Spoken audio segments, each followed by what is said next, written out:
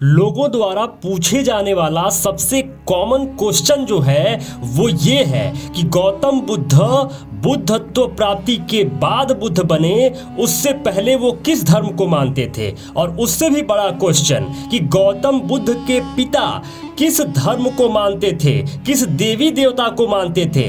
आज इन्हीं सभी राज से पर्दा सबूतों के साथ मैं खोलूंगा। वीडियो अंत तक जरूर देखिएगा। आधा अधूरा वीडियो देखकर आप भ्रमित हो सकते हैं, तो वीडियो अंत तक जरूर देखिए। जैसे बुद्ध के ससुर यानी फादर इन लॉ का नाम सुपबुद्ध था। एक बात बताइए कि बुद्ध के पैदा होने से पहले ही उनके ससुर जी का जन्म हो चुका था, फिर उनके नाम में बुद्ध कैसे जुड़ा था? उनका नाम था सुपबुद्ध।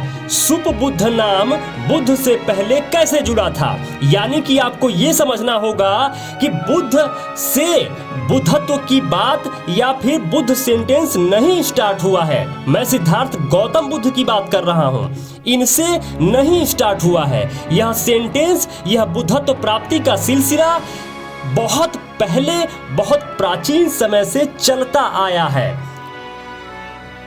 जैसा कि मैं बार बार कहता हूं कि गौतम बुद्ध 28वें बुद्ध थे। गौतम बुद्ध से पहले 27 बुद्ध इस धरती पर जन्म ले चुके थे। और इसको आप पुनर्जन्म का सिलसिला भी मत समझ लीजिएगा। बुद्धिज्म में पुनर्जन्म का सिलसिला का कोई मतलब नहीं है। यह उन लोगों की श्रृंखला है जो बुद्धत्व की प्राप्ति करते हैं। तो गौतम बुद्ध से पहले 27वें बुद्ध कश्यप बुद्ध थे, और कश्यप बुद्ध को ही बाकी के सभी लोग फॉलो करते थे। यहाँ तक कि गौतम बुद्ध भी कश्यप बुद्ध को फॉलो करते थे। उनके पिताजी भी कश्यप बुद्ध को फॉलो करते थे। उनके ससुर यानी फादर इन लॉ भी कश्यप बुद्ध को फॉलो करते थे। इसीलिए बुद्ध के ससुर जी का नाम सुपबुद्ध था।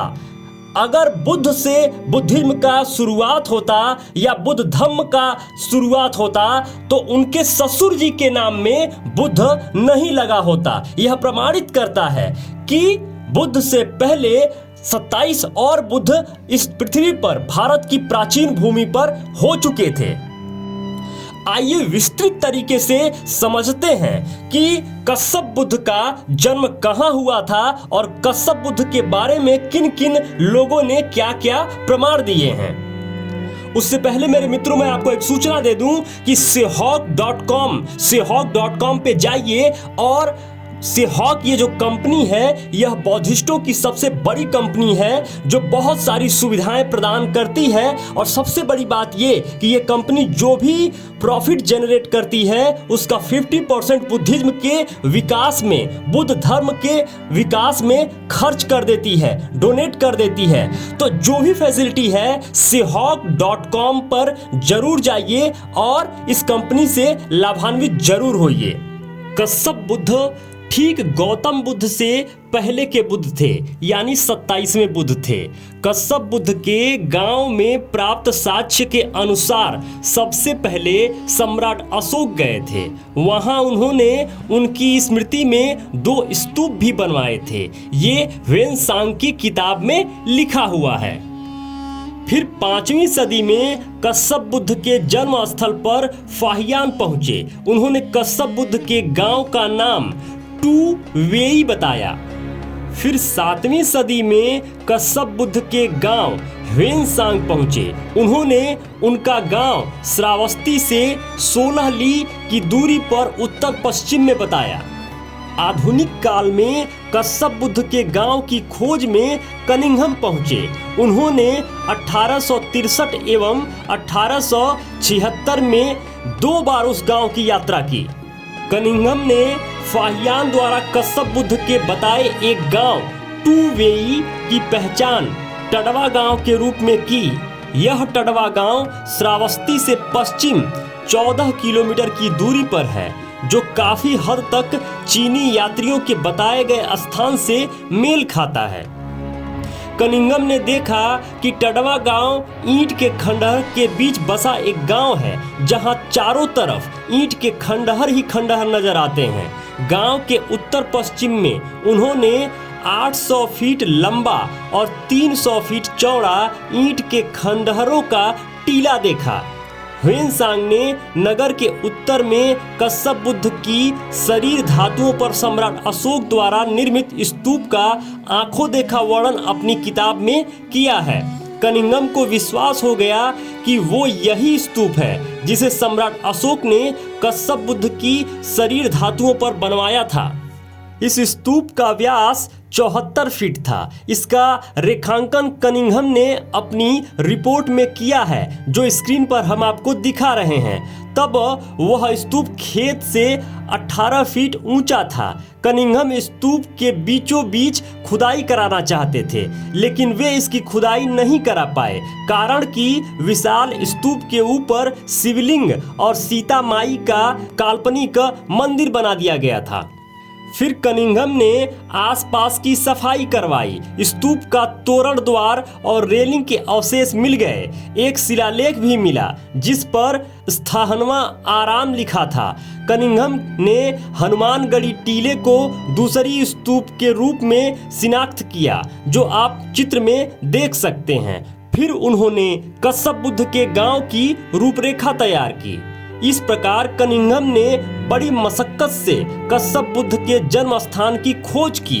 जब इतना सारा प्रमाण आपके सामने है, इतने सारे लोग, विदेशी यात्री, वह अंग्रेज यात्री, भारत के इतने बड़े रिसर्चर्स इन सारी चीजों को प्रमाणित कर चुके हैं, सबूत सामने है कि कश्यप बुद्ध 27वें बुद्ध थे, तो फिर भी इन पाखंडियों की इस व्हाट्सएप यूनिवर्सिटी पे पढ़े हुए मंदबुद्धि अविकसित लोगों का दिमाग नहीं खुलता। इनको सबूत से कोई मतलब नहीं है। इनके लिए झूठ, आडंबर और पाखंड के अलावा दुनिया में कुछ और होता ही नहीं है। यहीं इनका जन्म होता है और यहीं इनकी मृत्यु हो जाती है। असल में इनका मस्तिष्क विकसित नहीं हुआ है। यह अविकसित मस्तिष्क वाले, गोबर और मूत्र खाने और पीने वाले ये पाखंडी लोग यह बात नहीं समझ सकते। एक्चुअल में उनके पास अपना खुद का दिमाग है ही नहीं। वह ना कभी तर्क कर सकते हैं और ना ही कभी सबूतों पे बात करते हैं। तो सारी बातें यहाँ समाप्त हो जाती हैं कि गौतम बुद्ध बनने से पहले किस धर्म के थे या गौतम बुद्ध के पिता किस धर्म के थे। यह बात अब क्लियर है कि बुद्ध से पहले भी भारत बुद्धमय था। बुद्ध के पिता, उनके पिता और उनके पूर्वज भी बौद्धिस्ट थे और यह प्राचीन भारत बुद्धिज्म की धरोहर से भरा पड़ा है।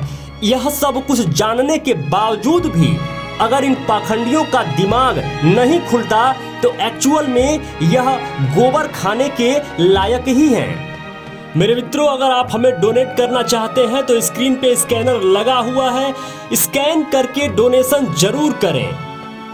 और जो भी मित्र अभी तक इस चैनल पे बने हुए हैं, ये वीडियो देख रहे हैं, प्लीज निवेदन है कि इसको इतना ज़्यादा शेयर करें, इतना ज़्यादा शेयर करें, हर प्लेटफॉर्म पे इतना ज़्यादा शेयर करें कि यह सबूत भारत देश के और इसके बाहर भी अन्य लोगों तक यह बात क्लियर हो सके, लोग जान सकें कि गौतम बुद्ध किस धर्म के थे, गौतम बुद्ध के पिता किस धर्म के थे, उनके पिता किस धर्म के थे।